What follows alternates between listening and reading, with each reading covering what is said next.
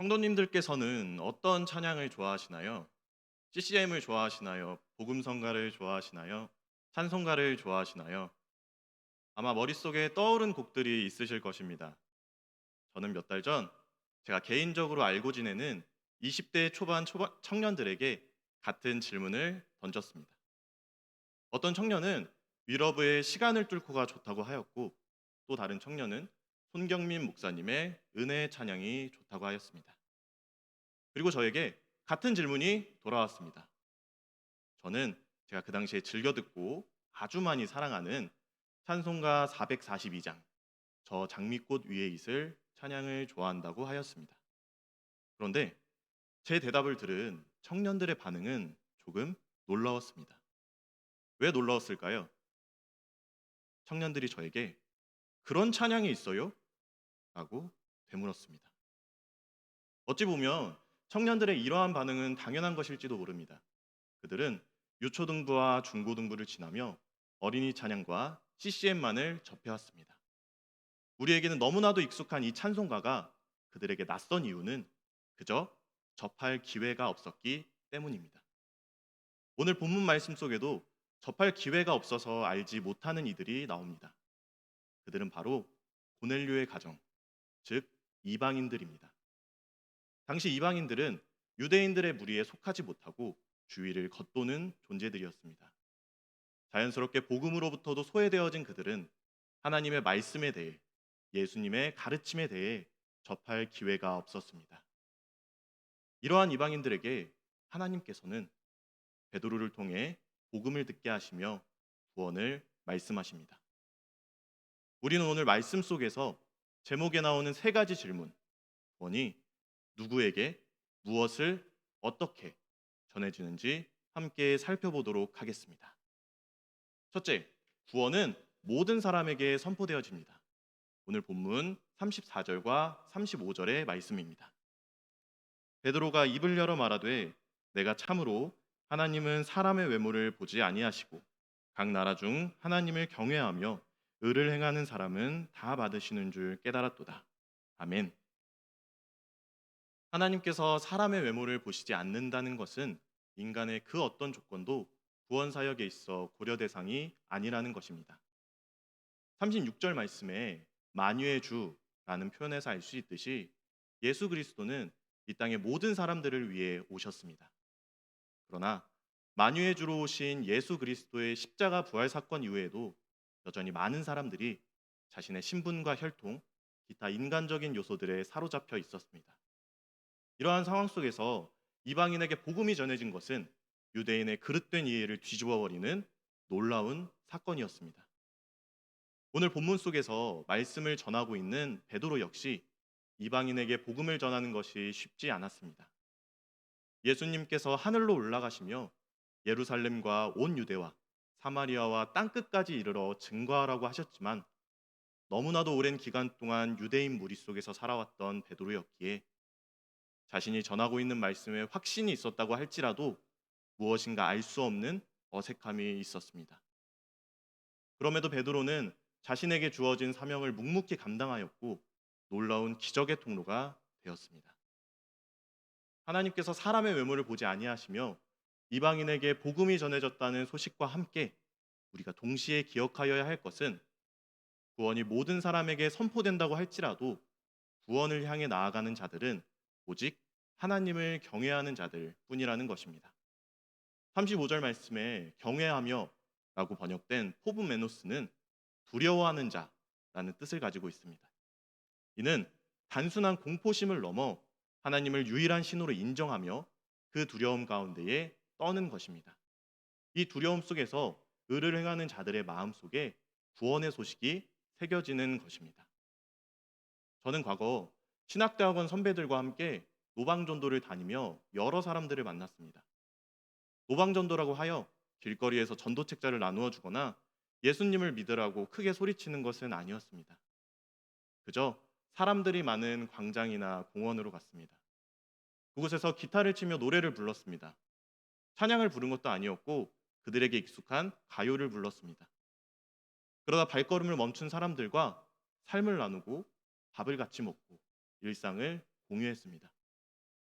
그렇게 끝까지 남아있던 사람들은 주로 노숙인, 가출 청소년, 외로움에 길을 떠도는 사람, 과거 이방인과 같은 존재들이었습니다. 그들과 삶을 나눈 이후에 찬양을 한 곡 불러주었습니다. 그것에 거부감을 느껴 떠나는 사람도 있었고, 감사하게도 교회로 들어와 예배를 드리는 사람도 있었습니다. 저는 그 사역 속에서 지금 당장은 이들의 삶이 변화될 수는 없지만 짧게나마 선포된 이 구원의 소식이 그들의 삶을 보다 나은 방향으로 인도하였을 것이라고 믿습니다. 언젠가 그들이 어려운 상황에 마주하였을 때에 짧게나마 들은 구원의 소식을 떠올리며 언젠가 하나님을 경외하는 자들로 세워졌을 것을 믿습니다. 우리는 끊임없이 전해야 합니다. 하나님께서는 사람의 외모를 보지 아니하시며 이방인과 유대인을 가르지 않으셨습니다. 예수님께서는 그 기쁜 소식을 모든 사람에게 전하라 하셨습니다. 우리는 어떠한 이유에서든 그 기쁜 소식을 듣지 못하는 사람이 없도록 끊임없이 전해야 합니다. 주위를 한번 살펴보시길 바랍니다. 일터와 가정 속에 믿지 않는 영혼들이 있다면 그들에게 복음을 전하시길 바랍니다. 때로는 말씀을 직접 전하며 때로는 우리의 삶의 모습으로 그들에게 증거하시길 바랍니다. 그리고 그들이 하나님을 경외하는 자들이 되도록 우리가 인도하여야 할 것입니다. 둘째, 구원은 화평의 복음을 담고 있습니다. 오늘 본문 36절의 말씀입니다.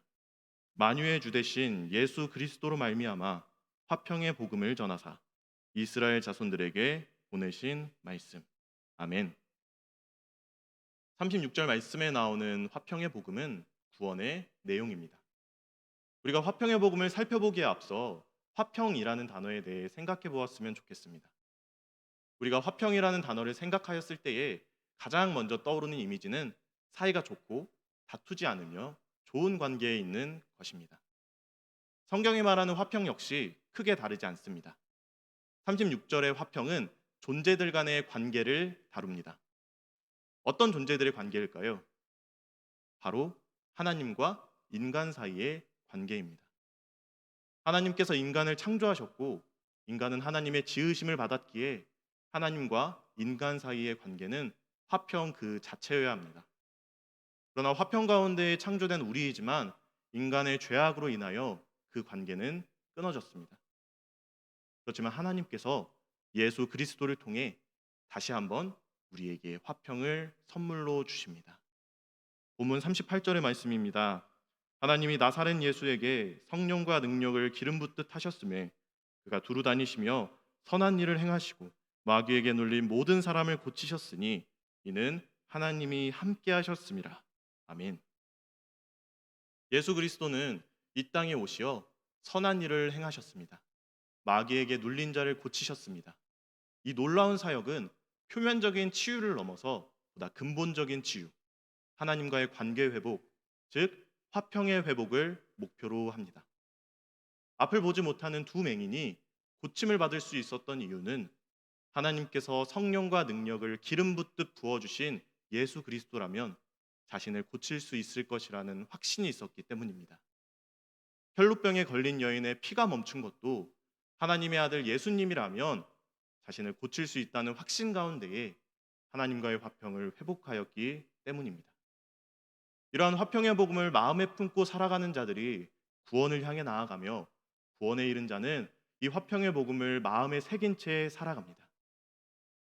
이 시대를 살아가는 많은 신앙인들이 개인의 죄악으로 인하여 하나님과의 관계가 멀어지고 화평이 끊어진 경험을 갖고 있습니다.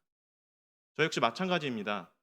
저는 작년 한 해 동안 사역과 학업을 쉬고 평신도로 살아갔습니다.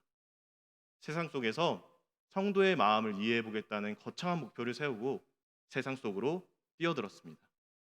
주 5일 근무를 하며 야근도 하고 주말 특근도 했습니다. 여름 휴가도 다녀오고 믿지 않는 사람들과의 만남도 많았습니다. 처음에는 이 경험들이 나중 나의 사역에 큰 도움이 되겠다고 생각하였습니다. 그런데 얼마 지나지 않아 세상 속에서의 삶이 나의 삶 그 자체가 되어 있었고 하나님과의 화평은 금이 가기 시작하였습니다. 그러던 도중 한 목사님께서 저에게 이런 이야기를 해주셨습니다. 이 목사님은 제가 처음 사역을 할 때 저를 지도해 주셨던 분인데 사역자가 어떻게 살아가야 하는지 삶으로 직접 보여주시는 분이었습니다. 그분이 말씀하시길, 전도사님, 이제 교회로 돌아오세요. 세상에 너무 빠져 살아가다 보면 하나님께서 임재하실 틈조차 주지 않아요. 저와 하나님 사이의 관계를 돌아보게 하는 귀한 한마디였습니다. 하나님께서 맡겨주신 자리를 떠나간 삶이 어떠한 결과를 향해 나아가는지 살짝 맛본 저는 이후 복학을 준비하였고 사역지의 부름을 받아 매주 은혜로운 설교 가운데에 하나님과의 화평을 회복하였습니다. 우리는 스스로를 끊임없이 돌아보아야 합니다. 내가 드리고 있는 이 예배가 과연 하나님께서 기뻐 받으실 예배인지, 내가 드리고 있는 이 기도가 나의 만족과 나의 유익만을 구하고 있지는 않은지, 나의 삶이 과연 하나님 보시기에 아름다운 모습인지. 만약 우리가 잘못된 길로 가고 있다면 하나님께서 예수 그리스도를 보내시어 우리에게 허락하신 화평을 회복하여야 할 것입니다. 예수 그리스도가 우리를 위하여 이 땅에 오셨으며 십자가에 달려 돌아가셨다가 부활하셨음을 믿을 때 나와 하나님 사이의 관계는 회복될 것입니다. 우리는 그 화평 가운데에 구원을 향해 달려나갈 것입니다. 셋째, 구원은 십자가 부활 사건을 온전히 믿는 자들에게만 허락되어집니다. 모든 사람들에게 보편적으로 선포되는 구원의 소식을 들었다고 하여 구원에 이르는 것은 아닙니다. 화평의 복음을 머리로 알았다고 하여 구원에 이르는 것이 아닙니다. 구원에 이를 수 있는 방법은 단 하나, 오직 십자가 부활 사건을 온전히 믿는 것입니다. 모든 것이 연속적으로 이루어져 구원을 듣고 화평을 회복하여 하나님께 십자가 부활 사건을 온전히 믿을 때에 나와 하나님 사이, 그 사이에서 구원이 이루어지는 것입니다. 오늘 본문 40절과 41절의 말씀입니다. 하나님이 사흘 만에 다시 살리사 나타내시되 모든 백성에게 하신 것이 아니요 오직 미리 택하신 증인 곧 죽은 자 가운데서 부활하신 후 그를 모시고 음식을 먹은 우리에게 하신 것이라. 아멘. 41절 말씀, 모든 백성에게 하신 것이 아니요 에서 알 수 있듯이 부활하신 예수님께서는 특정인들에게만 보이셨습니다.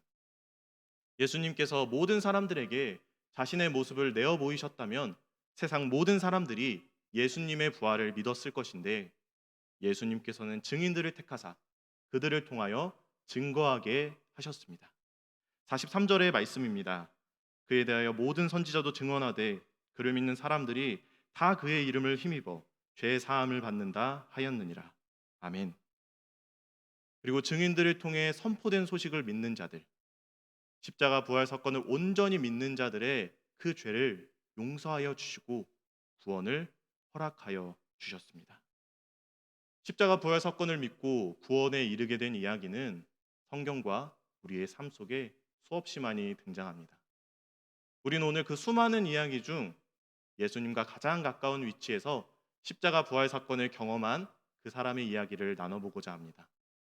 우리에게는 너무나도 익숙한 이름, 바로 예수님의 12제자 중 한 명인 도마의 이야기입니다. 예수님께서 돌아가시자 도마는 예수님을 외면한 채 도망쳤습니다. 장사된 지 사흘 만에 부활하셨다는 이야기를 듣고도 믿지 못하였습니다. 심지어 부활하신 예수님께서 제자들 앞에 나타나셨다는 이야기를 듣고도 믿지 못하였습니다. 그러한 도마 앞에 예수님께서 나타나시어 못자국 난 손을 바라보라 하시고 창에 찔린 옆구리를 만져보라 하십니다.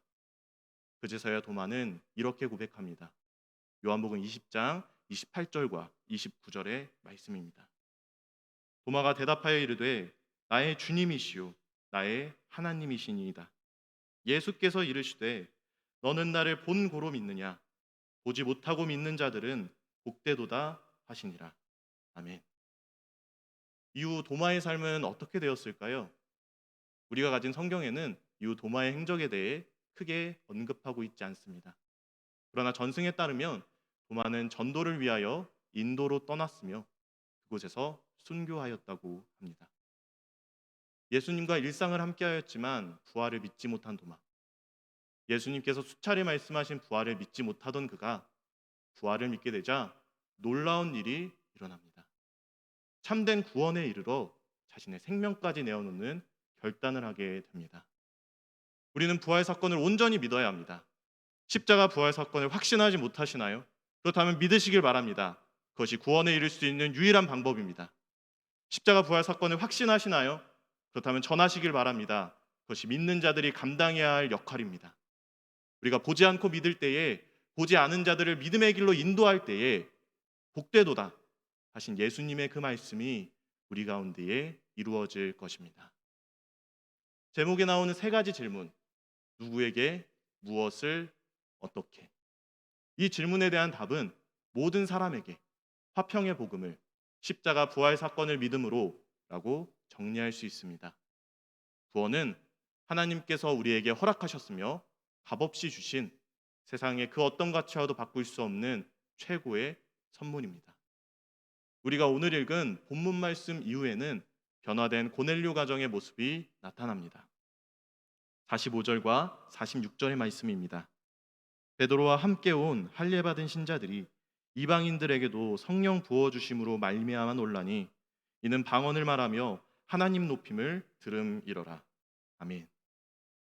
이전에는 접할 기회가 없어서 알지 못하던 이들이 구원의 소식을 듣고 받아들이고 하나님과의 화평을 회복하여 하나님께 영광을 돌립니다.